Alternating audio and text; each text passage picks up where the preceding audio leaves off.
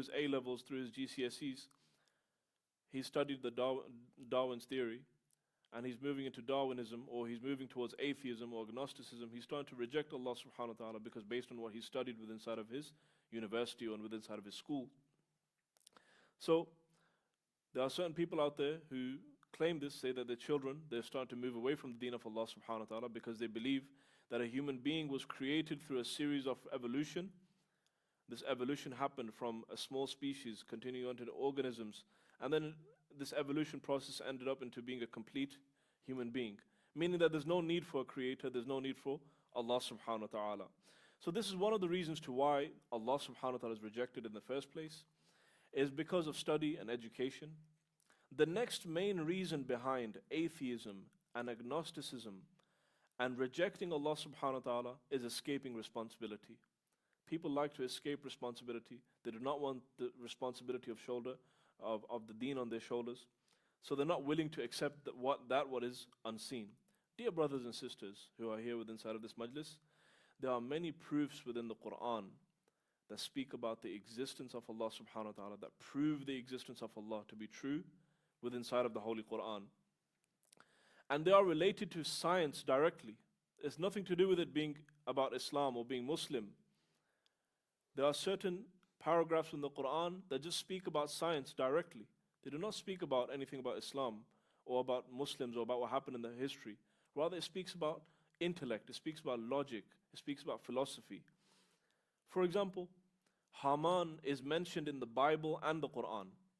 This person, Haman, he's mentioned in the Bible and the Holy Quran. Haman in the Bible, he was an assistant to the king of Persia at that time. He was the assistant of the king of Persia. Whereas in the Quran it's mentioned that this person, Haman, he was a construction worker within inside of Egypt at the time of Fir'aun. This ayah was revealed 1400 years ago. In the 1800s, just 200 years ago, when they discovered how to read hieroglyphics within inside of Egypt, it is said within inside of hieroglyphics, within inside of the pyramids, they found a piece of writing which shows that Haman was in fact a construction worker working within inside of Egypt. It was revealed to the Holy Prophet, peace be upon him, 1400 years ago, that Haman was a man working in the time of Fir'aun in Egypt, whereas in the Bible it's narrated, what? That he was an assistant to the king of Persia. Whereas the truth comes out 1800, just 200 years ago, when they discovered through science how to read hieroglyphics. So the point of me saying all of this is that the Quran itself, is because we have a lack of attention towards the intellectual debates of the Quran, we do not understand how much monotheism is existing within inside the Quran, how many intellectual proofs there are within inside the Quran. I would like to mention another one over here. 1400 years ago the Quran was revealed. Stephen Hawking, he says that one of the greatest discoveries of 20th century is that the world is expanding. This is one of the greatest discoveries of mankind in the 20th century, that the world is expanding, the universe is expanding. Allah subhanahu wa ta'ala revealed a verse 1400 years ago. Yes, technology is advanced today. They found out through the means of technology that the universe is expanding. But Allah subhanahu wa ta'ala claims this 1400 years ago within inside of the Quran. What does he say? وَالسَّمَاءَ بَنَيْنَاهَا بِأَيِّدُ وَإِنَّا لَمُوسِعُونَ. We built the universe with the great might and we are certainly expanding it. This was mentioned in the Quran. They did not have the technology of NASA. They did not have the technology of what they have today at the time of the Holy Prophet, peace be upon him. But this was revealed 1400 years ago, which proves that the deen of Allah subhanahu wa ta'ala is the deen of haqq, and the pillars of this deen are strong. فَأَقِمِ الدِّينَ فَأَقِمْ وَجْهَكَ لِلدِّينِ الْقَيِّمِ. Allah subhanahu wa ta'ala says that strengthen the pillars of this religion, which I mentioned in the last week. So therefore, amongst the hundreds of evidences that we have in the Quran, I would like to mention two today, inshallah. Sallu ala Muhammad wa ali Muhammad. Allahumma salli ala. In Surah At-Tur, remember this surah in your mind, as it has a lot of thawab to recite this surah. And the hadith narrates that anybody who recites this surah, he's guaranteed Jannah. if he recites this continuously within inside of his life. Surah At-Tur, Allah subhanahu wa ta'ala asks 14 logical questions. He doesn't ask this from a Muslim. He's not asking from the Jews. You know, in the Quran, Allah subhanahu wa ta'ala asks different people different things. He asks the Jews certain questions. He asks the Christians certain questions. He asks the Muslims certain questions. But in Surah At-Tur, Allah subhanahu wa ta'ala, He's targeting the core existence of humanity. He's targeting mankind himself. We ask questions about God. We question His existence. But there's a time where Allah subhanahu wa ta'ala likes to question the existence itself. He likes to question mankind. Ayah number 36 and 35 are where the questions start, and they continue on until the end of surah. So the questions start with the alif and mim. Am is a question, is asking something. So at the start of these ayahs, it says am. When you get the tawfiq to recite the surah, at the end of it, you'll realize that there's a whole bunch of ayat that are mentioned that says am at the beginning. So, although atheism is only at 7% of this dunya, it's not at large. 93% of this dunya, they believe in a God. They believe in the existence of God itself. But at the end of the day, it's a question for me and you, as a Muslim, as a person who believes in God, that what proof do you have to prove the existence of Allah subhanahu wa ta'ala? What proof do you have? You believe in God. So now, Allah subhanahu wa ta'ala asks this question in 35, verse 35 of Surah Tur. Am khuliqu min ghayri shay'in am humul khaliqun. Allah is asking this question to everybody who is present and exists within inside of this world. The fact that I'm here sitting and talking to you proves that we exist. You are looking at me, I am looking at you. We both exist in this dunya today. But there's a fact that me and you did not exist at one point. 100 years ago, we did not exist. If you look on your birth certificate, if you look at your passport, before the date of birth, you did not exist. These are two facts that are currently true. But the question is, where did we come from? Where did the human being come from? Allah subhanahu wa ta'ala asks this question in the Quran. Am khuliqu min ghayri shay'in am humul khaliqun. So there are four possibilities that you can derive from this ayah. Sallu ala Muhammad wa ali Muhammad. Allahumma salli. The first possibility is am khuliqu min ghayri shay'in, that we were created from absolutely nothing. Nothing created a human being. Nothing was ever there, and from nothing, something came to existence. This is one possibility. Possibility number two, am humul khaliqun. We existed forever, and we created ourselves. We were there from the very beginning, and we created ourselves. This is number two, possibility number two. Possibility number three, another being or another existence similar to ours created us. And the fourth possibility at the end is that the Almighty, All-Powerful and Eternal Allah subhanahu wa ta'ala created us. We'll go ahead and check all four of these possibilities within inside this ayah. Possibility number one, am khuliqu min ghayri shay'in. We were created from nothing and we came into existence from absolutely nothing. You wake up in the morning and you go to your driveway and you see a 2024 plate, brand new car standing in your driveway. Your family asks you, where did this come from? Your friends ask you, where did this new car come from? You say to them that this driveway, it created this car, invented magically, and it arrived into my driveway. People will start to question your intelligence. They'll say that how is it possible for this car to magically have appeared? So either you took a loan out, you took a finance out, and you bought this car, for example, with your cash. There's only three possibilities. It's impossible for that car to have arisen by itself. So possibility number one is not possible, that a human being, an insan, was created from absolutely nothing. Am khuliqu min ghayri shay'in am humul khaliqun. Number two, am humul khaliqun. This is the second possibility. Did the human being create himself? How can this be possible that the human being created himself when we did not exist 100 years ago? And even if there was a possibility of us existing or not, I would like to mention a statistic here for the brothers and sisters, that the odds of people getting married and having children within inside of this world is 1 in 400 trillion. 1 in 400 trillion are the odds that a person meets a spouse and has a child. The odds are 1 in 400 trillion. So it's impossible that the human being himself can be the creator of himself. He cannot be the one who gave existence to his own self. So number 2, the second possibility, am humul khaliqun, is the human being himself the creator. It's not possible. Sallu ala Muhammad wa ali Muhammad.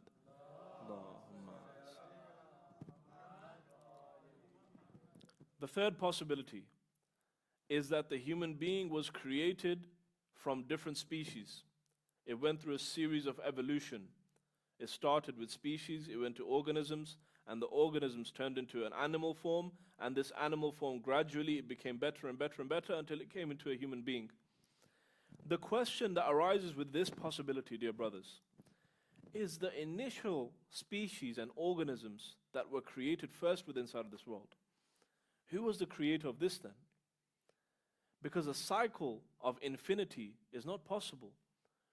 For example, I say that the human beings, through a series of evolution, they continued on and on and on until they became a human being. But what's definitely possible and true is that the human being had one point where he was created initially. Because it's impossible for a cycle of infinity. And I'll give you an example over here. If I go to the grocery store, and whilst I'm at the grocery store, they tell me that there's a long line, an infinite amount of people are ahead of you. Infinite amount of people are ahead of you in this line, and you have to wait in this line till you get your grocery. Now there are two possibilities out of this. If the line is infinite and you are standing there, if you receive the grocery, then that means the grocery exists, and that means also that the line is not infinite. Infinity is impossible. Infinity means zero. So therefore it cannot be possible that the cycle of evolution continues on and on and on, and it does not reach back to a certain point which is the creator. So therefore possibility number 3 is also batil, it's not correct. There only remains one option, which is that the eternal creator and the all power is Allah subhanahu wa ta'ala. So it cannot be that am khuliqu min ghayri shay'in, that nothing has created a human being. It cannot be possible that we created ourselves because we are dependent. We are dependent human beings. Number 2 is not possible. Number 3, another existence created us is not also possible as well. The fourth remains is Allah subhanahu wa ta'ala. So therefore these 3 possibilities which I was speaking about today is a direct talk along the sides of Tawheed and monotheism within inside of Shia Islam, and how can we prove the existence of Allah subhanahu wa ta'ala within the Holy Quran. And you can check this from Surah At-Tur, ayah number 36, all the way to the end of the surah.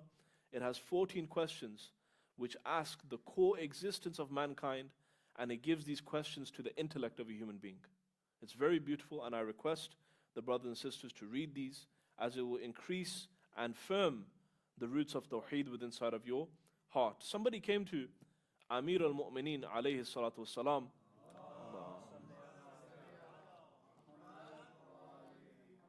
and he says, Ya Amir al-Mu'mineen, Ayn Allah? He says, where is Allah subhanahu wa ta'ala? Somebody came to Mawla and he says, where is Allah? Amir al-Mu'mineen, he replies very beautifully. He says, Inna Allah ayyin al-ayn, la ayna lah. He says, Allah subhanahu wa ta'ala is the creator of time and space himself. He is not in need, he is not dependent of time and space. Inna Allah ayyin al-ayn. He is the one who creates time and space. He doesn't have no time and space for himself. We are the ones who are stuck with inside of time and space, not Allah subhanahu wa ta'ala. He's not dependent or bound on time and space. Fala ayna lah. There's no ain for him. There's no where or why or how for him. Because Allah subhanahu wa ta'ala is not bound by time and space. And another person came to our 11th Imam, Mawla Imam Hassan al-Askari alayhi salatu salam. Allahumma salli ala. He says, Yabna Rasulillah, Kayfa ya'budu al-abda rabbuhu wa huwa la yura. How can I worship something that I cannot see? He says, I want to see Allah subhanahu wa ta'ala. I want to see him, so when I see his might and greatness, I will fall down into prostration and I'll do his ibadat.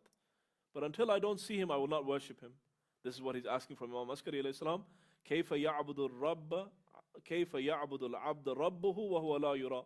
How can I worship God without looking at him? Imam Askari alayhi salam, he replies very beautifully. He says, Jalla Sayyidi wa Mawlai min an yura. He says that Allah subhanahu wa ta'ala is greater than what your physical eyes can see. Allah is greater, is fawq. He's greater than your eyes. When you go on the top of a mountain, the maximum you can see is 1 or 2 miles ahead of you. If whatever you can see is what you are worshipping, then that being and that existence is not Allah subhanahu wa ta'ala. Because whatever you can see with your eyes is limited. Allah subhanahu wa ta'ala is unlimited. He is the being that has no boundaries. He has no time and space. You cannot see him. Therefore, my dear brothers, Azizana Muhtaram, Tawheed is the main rukn of Islam. Awwaluddin ma'rifatullah. The first of deen, our Mawla, Amir al-Mu'mineen, he states, Awwaluddin ma'rifatullah. That if you want anything to do with religion, then you should firm the roots of Tawheed within inside of your heart and firm these philosophical and logical beliefs within inside of your heart, so that when you stand in the presence of Allah subhanahu wa ta'ala, you know that whom you are standing in front of. We say, Ihdina as-sirat al-mustaqim, Iyaka na'budu wa iyaka nasta'een. Only we ask for help from you. We only seek sustenance from you. But if I do not have that belief, if I cannot prove Allah subhanahu wa ta'ala to be true inside of my life, then my worship is also going to be similar to my belief as well. So therefore, Azizan Muhtaram, dear brothers and sisters, recite the Quran, learn the intellectual beliefs from this holy book, because Allah subhanahu wa ta'ala has certain proofs within inside of this book that teaches us about monotheism and the Tawheed of Allah subhanahu wa ta'ala. At the end, I would like to do a short dua of tawassul to Abu Abdullah al-Hussein alayhi salam, as it is Thursday night. Sallallahu alayka ya Abu Abdullah al-Hussein. Sallallahu alayka ya Abu Abdullah.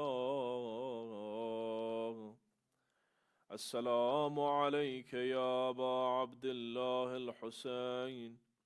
وعلى الأرواح التي حلت بفنائك. عليك مني سلام الله أبدا ما بقيت وبقي الليل والنهار، ولا جعله الله آخر العهد مني لزيارتكم. السلام على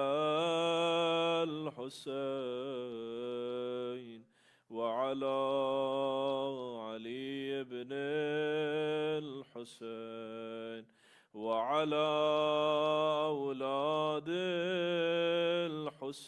الحسين وعلى أصحاب الحسين. يا وجيها عند الله اشفع لنا عند الله. सब मिलकर يا وجيها عند الله اشفع لنا عند الله. والسلام عليك يا أبا عبد الله وعلى الباكين على الحسين ورحمة الله وبركاته. بسم الله الرحمن الرحيم.